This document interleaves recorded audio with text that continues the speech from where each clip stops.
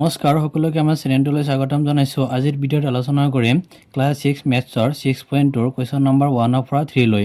আৰু যিসকল আমাৰ চেনেলটো এতিয়ালৈ ছাবস্ক্ৰাইব কৰা নাই ছাবস্ক্ৰাইব কৰি ল'ব যাতে পৰৱৰ্তী ভিডিঅ' সোনকালে লাভ কৰিব পাৰে। কুৱেশ্যন নম্বৰ 1 আমাৰ দিছে 9 সেন্টিমিটাৰ বাহু বিশিষ্ট সমবাহু ত্ৰিভুজৰ পৰিসীমা নিৰ্ণয় কৰা। ইয়াত আমাৰ কি আছে, সমবাহু ত্ৰিভুজ মানে হ'ল যে যাৰ তিনিটা বাহু আমাৰ সমান তেওঁক সমবাহু ত্ৰিভুজ বুলি কয়।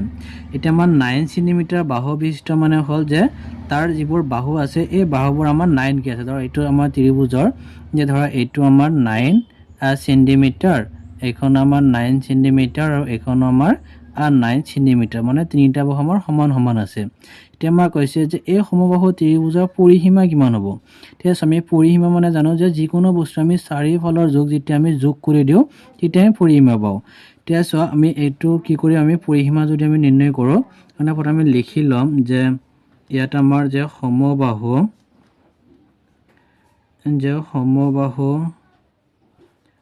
ত্ৰিভুজৰ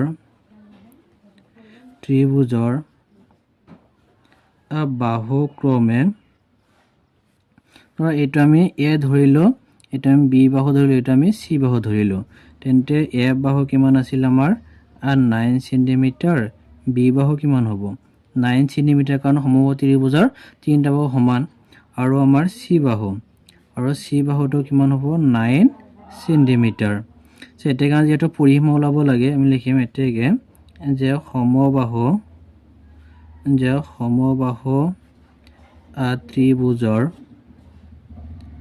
ত্ৰিভুজৰ পৰিসীমা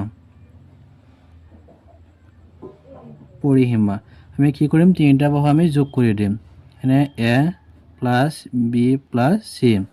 এতিয়া এ মানে কিমান আছিল 9 সেন্টিমিটাৰ, বি মানে কিমান আছিল আমাৰ 9 সেন্টিমিটাৰ প্লাছ চি মানে আমাৰ 9 সেন্টিমিটাৰ। এতিয়া গোটেইখিনি যদি আমি যোগ কৰোঁ এতিয়া 9 আৰু 9 কিমান 18 আৰু 9 কিমান হ'ব 27 সেন্টিমিটাৰ। অৰ্থাৎ আমাৰ এই সমবাহু ত্ৰিভুজৰ যিটো পৰিসীমা এইটো কিমান হ'ব আমাৰ 27 সেন্টিমিটাৰ। কুৱেশ্যন নম্বৰ 2 আমাৰ দিছে 54 সেন্টিমিটাৰ পৰিসীমাৰ সমবাহু ত্ৰিভুজ এটাৰ বাহুৰ মাপ নিৰ্ণয় কৰা। ইয়াত আমাৰ কি আছে, এইটো ধৰা এটা আমাৰ সমবাহু আমাৰ কি হয় ত্ৰিভুজ হয়। এতিয়া আমাৰ যে পৰিসীমা মানে হ'ল ইয়াৰ চাৰিওফালৰ যোগ, এইটো আমাৰ কিমান আছে 54 সেন্টিমিটাৰ দিয়া আছে। এতিয়া আমাক সুধিছে যে বাহু কিমান হ'ব, ধৰা এইটো বাহু চাপ'জ আমি এইটো যদি 10 হয় তেন্তে সমবাহু ত্ৰিভুজৰ এইটো কিমান হ'ব 10 হ'ব, এইটো আমাৰ 10 হ'ব। কিন্তু এই তিনিটা মিলি যিটো আমাৰ পৰিসীমা পাওঁ তাৰ মানটো হ'ল আমাৰ 54 সেন্টিমিটাৰ। এতিয়া আমাক সুধিছে যে ইয়াৰ বাহুবোৰৰ মান, অৰ্থাৎ এটা বাহুৰ মান যদি 10 হয় তেন্তে এইটো 10 হ'ব। কিন্তু কি কৰিম, ইয়াৰ পৰা যিকোনো এটা বাহু যদি আমি ওলাব পাৰোঁ তেন্তে সমবাহু ত্ৰিভুজৰ তিনিটা বাহু আমি পাই যাম। কিন্তু আমাৰ কৈছে যে সমবাহু ত্ৰিভুজৰ এটাৰ বাহুৰ মাপ আমাৰ নিৰ্ণয় কৰিব লাগে। এতিয়া চোৱা এইখন ত্ৰিভুজৰ যদি আমি চাওঁ পৰিসীমাটো আমাৰ দিয়া আছে, আমি লিখিম যে সমবাহু, ইয়াত আমাৰ সমবাহু ত্ৰিভুজৰ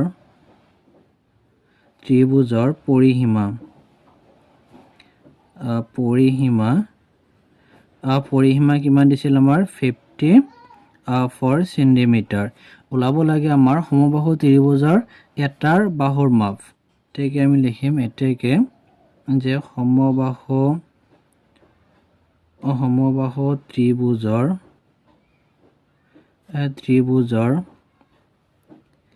এটাৰ বাহুৰ মাপ হ'ল, আমি কি কৰিম এই যিটো আমাৰ পৰিসীমা আছে অৰ্থাৎ 54 সেন্টিমিটাৰ পৰিসীমাক আমি কি কৰিম, কাৰণ সমবাহু ত্ৰিভুজৰ তিনিটা আমাৰ কি আছে বাহু আছে, আমি তিনিৰে হৰণ কৰিম। আৰু 3 আমাৰ এই 5ত কেইবাৰ হৰণ যাব এবাৰ, অৰ্থাৎ 3 × 3। ইয়াত থাকিল 2টো আমাৰ এই 4 আগত বহিলে 24 আৰু 3 24ত কেইবাৰ 8 বাৰ, অৰ্থাৎ এইটো সংখ্যা ইয়াত কেইবাৰ হৰণ যাব 18 বাৰ। অৰ্থাৎ আমাৰ এই বাহুৰ এইটো বাহুৰ মান আমাৰ কিমান হ'ব আমাৰ 18 সেন্টিমিটাৰ। ধৰা এইটো যদি আমাৰ 18 হয়, এইটো 18, এইখন আমাৰ 18, এইটো এটা বাহু ওলাব দিছিল, এটা বাহুৰ মান কিমান হ'ব 18 সেন্টিমিটাৰ। কুৱেশ্যন নম্বৰ 3 আমাৰ দিছে তোমাৰ চাৰিওফালে পোৱা সুষম আকৃতিত থকা বিভিন্ন বস্তুৰ পৰিসীমা নিৰ্ণয় কৰা। ইয়াত আমাৰ কি কৈছে যে তোমাৰ কাষে থকা বা তোমাৰ চাৰিওফালে থকা সুষম আকৃতিত যে বিভিন্ন বস্তুৰ আমাৰ পৰিসীমা ওলাব লাগে। তাৰ পৰা মই দুটা বস্তু আমি ধৰিছোঁ, এটা ধৰিছোঁ আমি ধৰা কেৰম এটা আমি লৈছোঁ, বাৰু এটা আমি ল'লোঁ কিতাপ, ধৰা কিতাপ। এতিয়া এইবোৰৰ কি কৰিব লাগে, আমাৰ পৰিসীমা নিৰ্ণয় কৰিব লাগে। এতিয়া তাৰ কাৰণে ধৰা কেৰমখন ধৰা এইটো আমি ধৰক এইটো হ'ল আমাৰ এটা কেৰম বৰ্ড, আৰু এই কিতাপখনো আমি এনেকৈ ধৰি লৈছোঁ, এইটো এটা আমাৰ কিতাপ। এতিয়া এইবোৰৰ আমি যদি বাহু যদি এটাকে বাহু ধৰা এইটো আমি যদি 10 চেণ্টিমিটাৰ যদি ধৰোঁ, তেন্তে এইটো আমাৰ কিমান হ'ব, 10 হ'ব। এইখন আমাৰ 10 চেণ্টিমিটাৰ হ'ব, এইটো আমাৰ 10 চেণ্টিমিটাৰ হ'ব।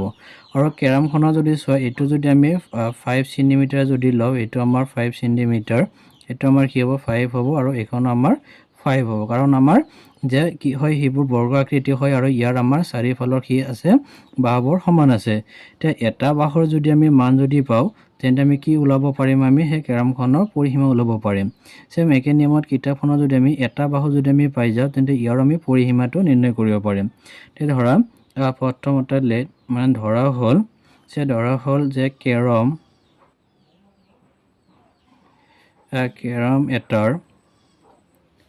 এটাৰ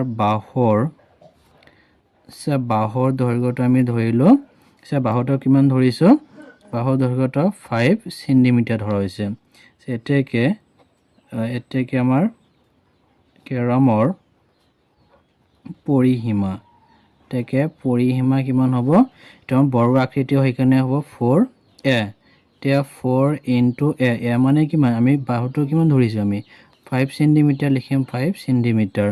খেলটো 4.5 গুণ কিমান হ'ব, 20 চেণ্টিমিটাৰ। এতিয়া ইয়াতো যদি আমি যোগ কৰোঁ, 5 আৰু 5 10, 10 আৰু 5 15, 15 5 20, অৰ্থাৎ ইয়াতো আমি 20 পাইছোঁ। চেম একে নিয়মত আমি কিতাপখন যদি চাওঁ, যে আৰু কিতাপখনৰ যদি আমি বাহু যদি ধৰোঁ, আৰু কিতাপ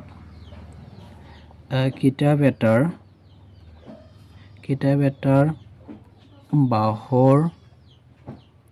বাহুৰ দৈৰ্ঘ্য আমি কিমান ধৰিছোঁ, 10 চেণ্টিমিটাৰ।